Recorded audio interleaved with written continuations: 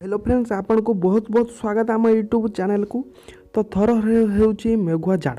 तो आज राति कमिब वर्षा, बढ़ शीत। 13 जिला को येलो वार्निंग। तो 7 राज्य में अधिकांश स्थान देखा घन कुहुड़ी।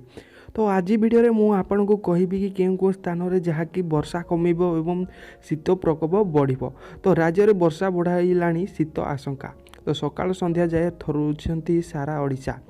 कोहल पाग को केउटी काल होउची तो केउटी हठात तापमात्रा खसिबा को लोक को दुख बढ़ाई देउची।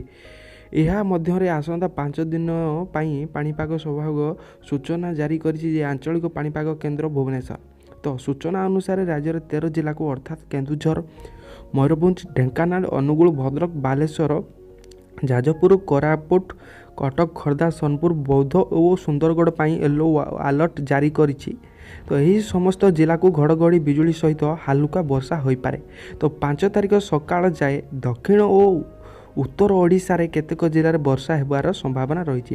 ତ 7 ତାରିଖ ପର୍ଯ୍ୟନ୍ତ ରାଜ୍ୟରେ ଅଧିକାଂଶ ସ୍ଥାନରେ କୁହୁଡ଼ି ପଡ଼ିବ।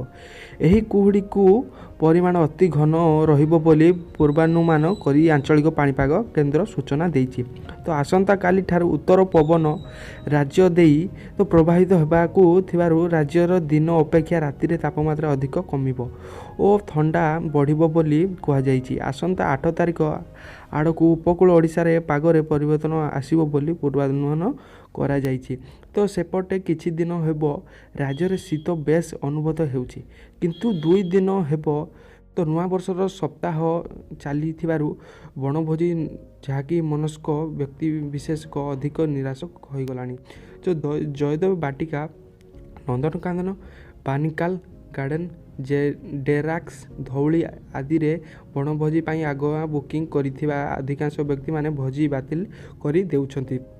ତେବେ ଗତକାଲି ସକାଳ 8:30 ସନ୍ଧ୍ୟା 5:30 ପର୍ଯ୍ୟନ୍ତ 8 ମିଲିମିଟର ବର୍ଷା ହୋଇଥିବା ବେଳେ ସର୍ବନିମ୍ନ ତାପମାତ୍ରା 27 ଡିଗ୍ରୀ ସେଲସିୟସ୍ ରହିଥିଲା।